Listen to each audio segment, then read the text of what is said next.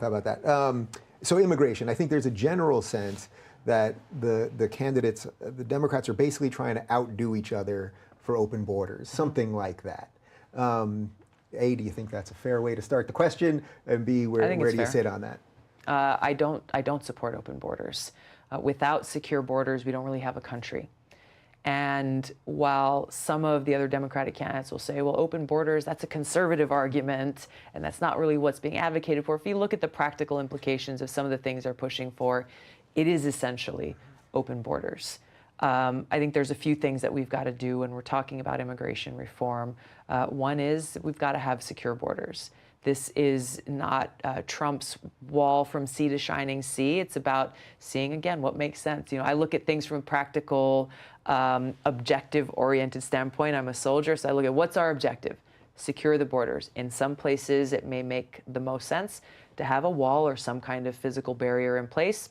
In other places, it won't make sense. So you use technology and use all the other tools that we have ultimately to accomplish that objective of security at the borders. Wait, let me pause you there. So is the problem, though, just from that starting point, which seems so obvious? I think the average person watching this is going, of course, countries exist because there are borders. Yeah. But even that starting point, you're going to get people that are further to the left of you going, well, there's some level of racism or xenophobia there, or, I mean, that's what there's always that subtext to this conversation. Which is, I think it's a big problem because it takes away from, again, be very clear-eyed and pragmatic and practical about this. If you want to advocate for open borders, that's fine. Stand on that platform, make that argument, and have your facts and your evidence to back it up. I don't believe that's smart. I think that our country needs secure borders, just like we need to reform our completely broken immigration system. Our legal immigration system is not working for anybody. It's not working for our economy. It's not working for our businesses. It's not working for our farmers. It's not working for our families. And our broken legal immigration system is only worsening the problems that we're having with people who are then coming to this country, whether it be on tourist visas or other visas, and then overstaying. Or you have people who are trying to come into our country between ports of entry. For those who are seeking asylum in our country, we're seeing so much of what's happening at the border because of a severe lack of resources going towards those judges and administrators who are there to adjudicate and take these cases and make their assessments and make those decisions. So I think broadly, those are the three things that right away we need to work towards doing. And I think if we did so, if you take away all the political noise and the rhetoric and the flame throwing, I think we'd actually be able to get legislation passed. We'd actually be able to solve some of these problems. Is this one of those weird ones where it's sort of what you said before about how when you're in power, you act one way, and when you're not in power, you act another way, like almost putting aside the strange way that Trump speaks, the things that he says about the border, actually you can find videos of Obama and Hillary Clinton and Chuck Schumer saying almost the exact same thing. And then everyone just takes the opposite position because now they're the ones in opposition. I think this is the epitome of the hyperpartisanship and why there's gridlock in Washington.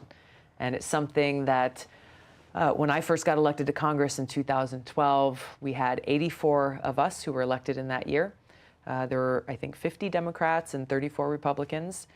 For a couple of days, we all went to Washington. We're getting oriented around the place, and we spent a lot of time together. And then all of a sudden, it was like a flip switched. And the Democrats went one way, the Republicans went the other way, and everything was separate after that.